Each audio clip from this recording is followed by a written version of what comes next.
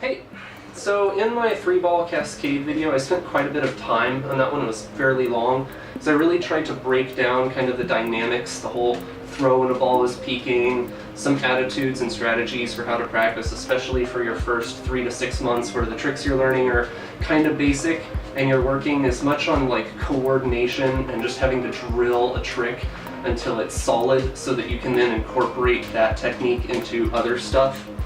And that part can be, drilling is always, I don't know, drilling isn't fun until you've been juggling for 6 months to a year and the stuff that you're drilling is really cool.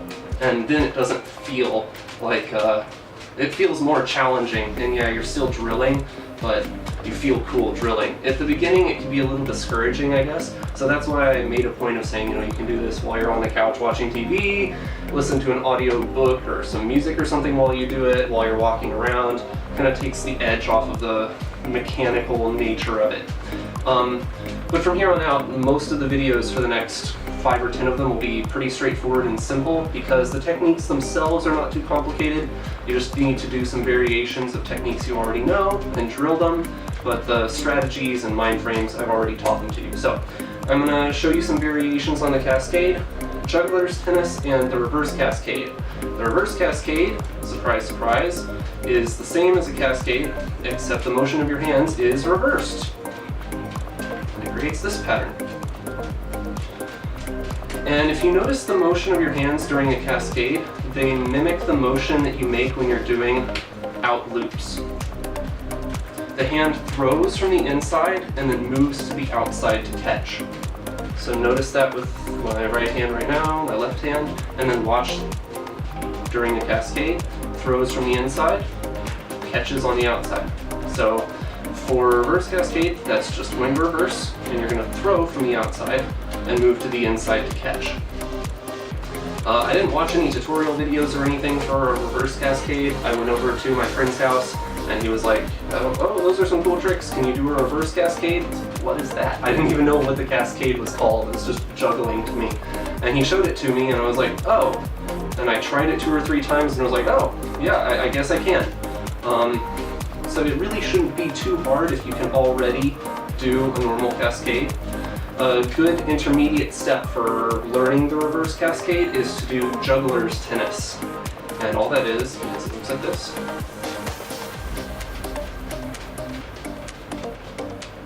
And basically what you're going to do is while you're doing a Cascade, right before you catch on your dominant hand, that moment.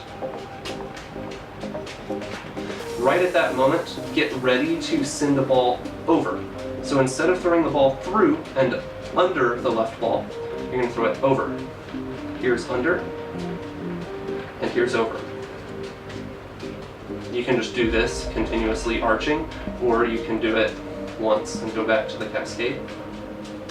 And of course drill that on both sides.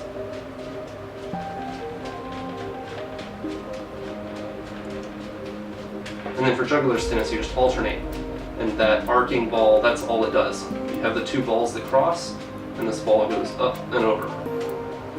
And when you want to do a Reverse Cascade, you're just going to do overthrows like that from both sides, alternating. Like so.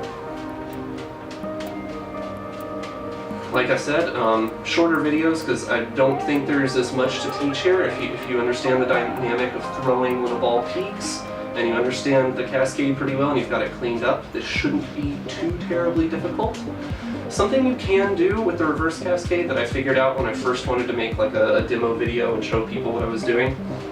I don't think that the Cascade or the Reverse Cascade or Juggler's Tennis look that crazy by themselves, especially the Reverse Cascade. It's like, okay, you can do the Cascade, ooh, you can do it this way. Like, why not learn something different? Why not learn Mills Mess? Everyone wants to learn Mills Mess. Mills Mess is cool.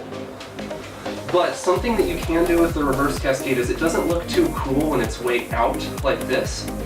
Every juggling pattern, the higher the tosses, the slower the pattern. So here's a Cascade going, for me this is like half time, and then normal, and then double time. Smaller tosses makes it faster.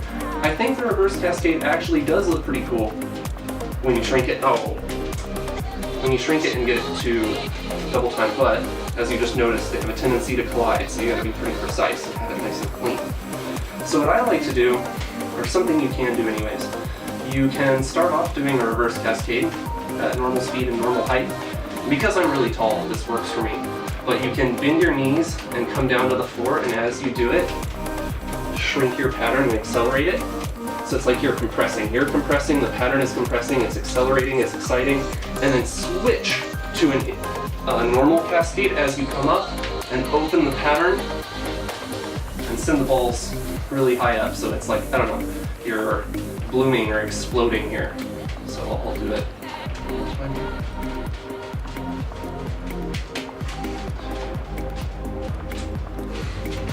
Just something you can do to make this otherwise fairly normal pattern a little bit more exciting.